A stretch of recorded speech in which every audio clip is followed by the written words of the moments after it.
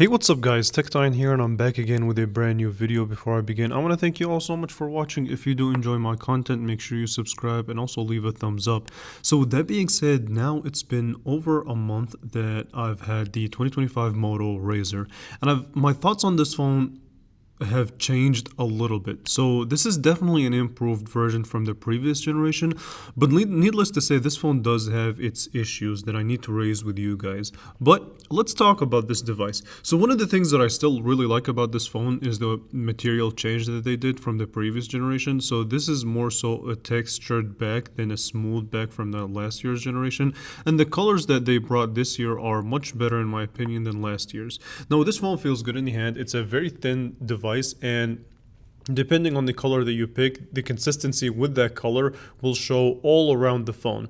And also the sides, the rails, metal, so definitely it's somewhat on a premium end of things. And you have to think about this also, this phone is a $700 MSRP device. Now I'm pretty sure that the price of this phone will come down sooner or later, and this phone does have some pretty good things going forward as far as upgrades, which one of the things that I really liked is the improved hinge capability. So this is definitely something that I've noticed, and it still to this day is a stronger hinge than the previous generation. And they also introduced a much better water resistance rating than the last year's generation. So this phone does withstand water up to 1.5 meters for 30 minutes, but again, I'm not really that confident with putting this phone near water, so be careful.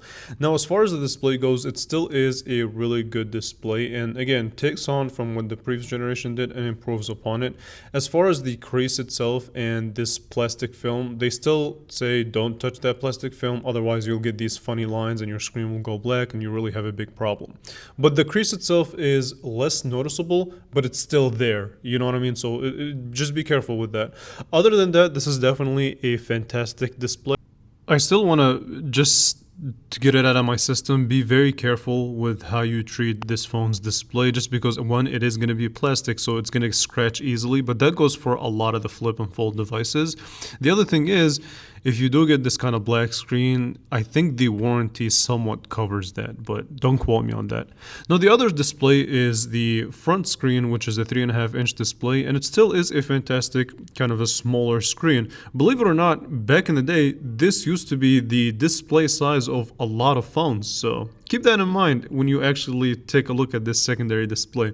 Now, it'll allow you to do a lot of tasks. It's not going to let you do everything that you do on the main screen, but for the most part, you can do a lot. One of the things that I like about it is when I actually take pictures and I just want to preview them real quick, I go straight from taking a picture to the Photos app and actually view the photos, zoom in on them, and it's crispy clear because at the end of the day, this is also a secondary OLED display. So it's not some cheap trash display, it's actually a genuinely good display. And you can still do that twist gesture to open the camera and take pictures. Speaking of which, this phone does take some respectable photos that are overly sharp sometimes. The colors may not be the most accurate thing, and it does have some warmer tone to it, but overall though, I did do a full camera review, which is more dedicated, and I'll leave it in the description below if you guys are interested in checking it out. But this phone takes some respectable pictures. However, it does have its flaws in the camera department. If you want to hear more about that, I'll leave it in the description. That way I don't waste your guys' time. But bottom line, decent camera. Definitely better than the previous generation. Not by much, but it's enough that you can tell that they've changed something.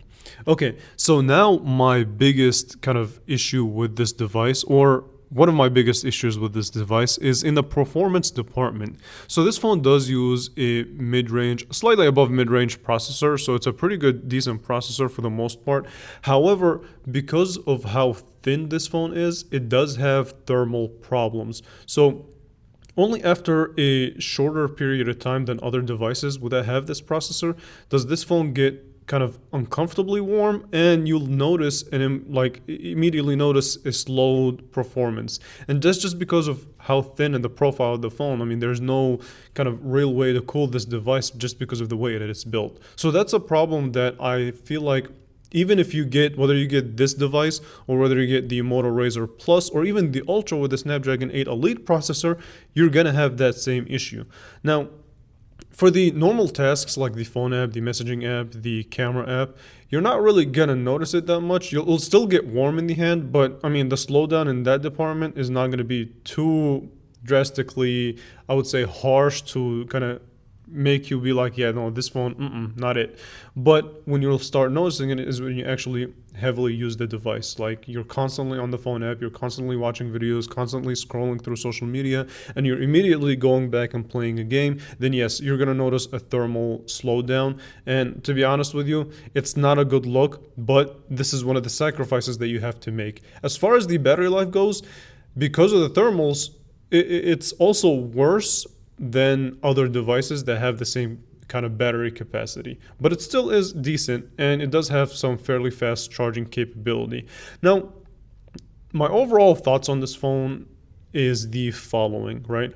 I have never been convinced that the flip and fold devices are the way to go. Now, don't get me wrong, they're convenient, easy to use, and for the most part, more portable than these other larger devices that we see on the market nowadays.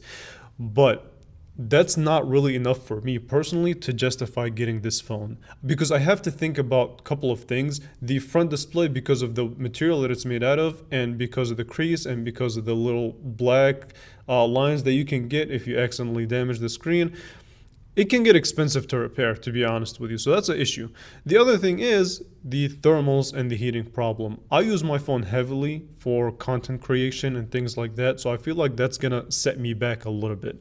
Now, is this 25 version a better version than the previous one? Yes, but I still feel like there's also some ways to go.